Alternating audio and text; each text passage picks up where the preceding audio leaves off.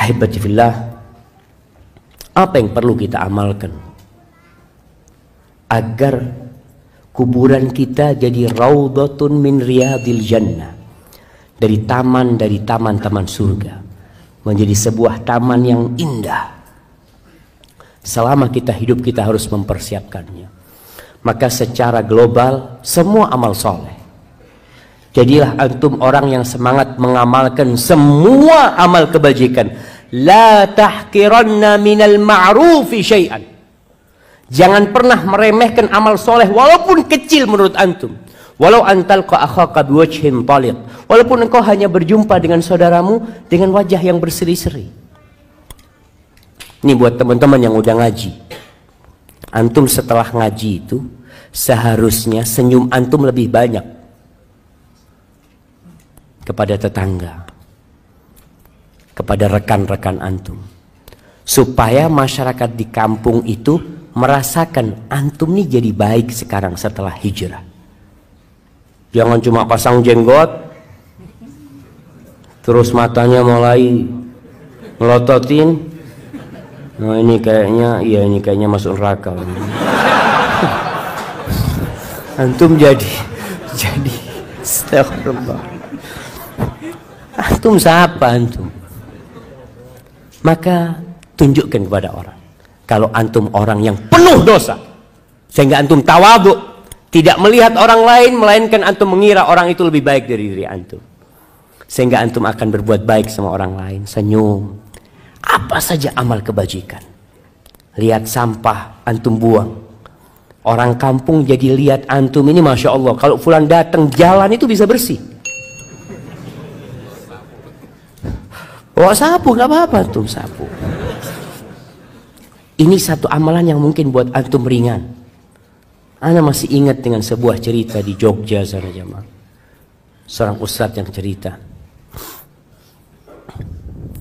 Ada seorang wanita tua, habis asar itu dia ke musola dekat rumahnya. Di depan musola itu ada pohon mangga atau pohon apalah, lupa waktu itu satu cerita.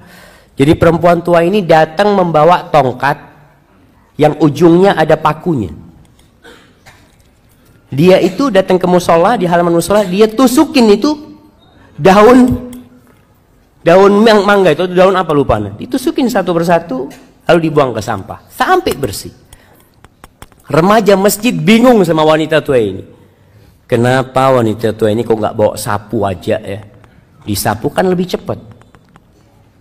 Akhirnya suatu hari sebelum perempuan itu datang, sama remaja masjid disapu itu daun, bersih pelataran masjid ini. Wanita tua itu datang, menangis dia jamaah, menangis. Bingung akhirnya remaja masjid, kenapa ya Allah, apa yang sudah kita lakukan? Ibu-ibu kan seharusnya gembira gitu loh, nggak capek-capek lagi nyapuin gitu kan, seharusnya jazakallah khair udah selesai, makasih banyak. Apa kata ibu tua ini?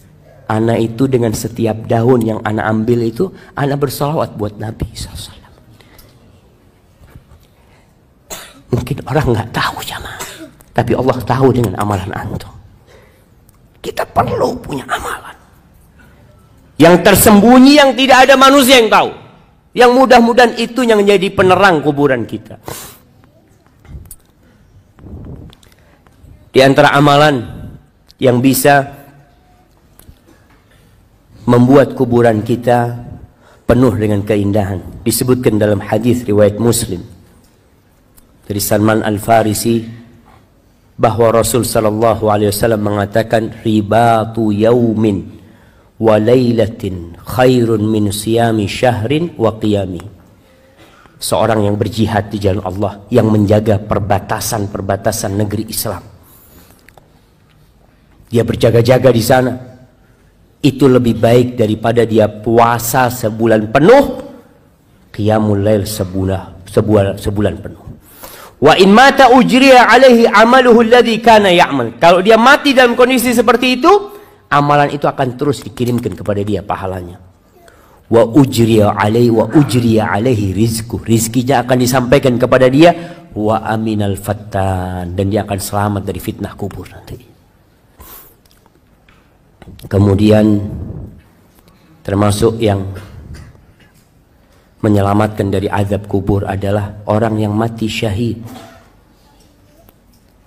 di mana dia tidak akan difitnah di kubur. Cukup pedang-pedang yang terhunus yang mungkin menyebabkan dia takut dan kaget, itu menjadi fitnah dia di dunia, sehingga di kuburan dia akan diselamatkan.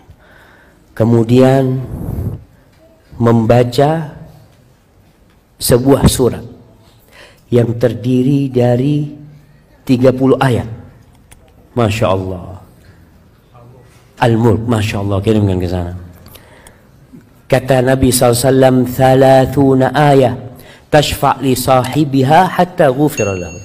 Ada 30 ayat yang akan memberikan syafaat kepada orang tersebut sehingga orang itu diampuni dosa-dosanya, yaitu suratul Mulk. Dianjurkan dibaca tiap malam. Antum baca suratul Mulk. Ada orang baca surat supaya kaya.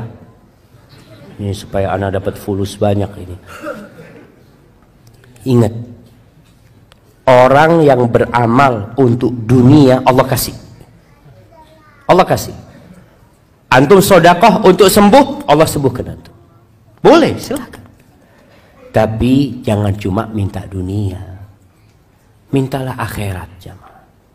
Antum baca Quran, yakini dengan setiap huruf itu 10 kebaikan.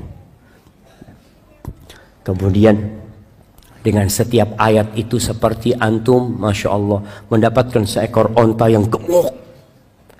Dan untuk pahala antum di akhirat, insya Allah dunia ini Allah akan berikan kepada antum. Tapi kalau antum minta dunia, ya sudah dikasih urusan dunia, akhirat nggak dapat apa-apa. Karena antum memang hanya meminta dunia. Maka berusaha untuk memperbanyak amal soleh. Ziarah kubur. Sekali-kali antum datang ke kuburan, sehingga antum di sana bisa berpikir, apa yang sudah ana persiapkan? Sudah berapa banyak bekal antum? Antum jangan berbangga dengan tubuh antum yang indah, yang perempuan, yang kadangkala selalu memoles wajahnya. Ingat, nanti kedua matamu akan keluar dari matamu. Pipimu yang indah akan lobang berisi belatung. Perutmu semua juga akan penuh dengan kotoran. Hingga hal itu membuat kita mempersiapkan diri. Apa yang akan kita lakukan?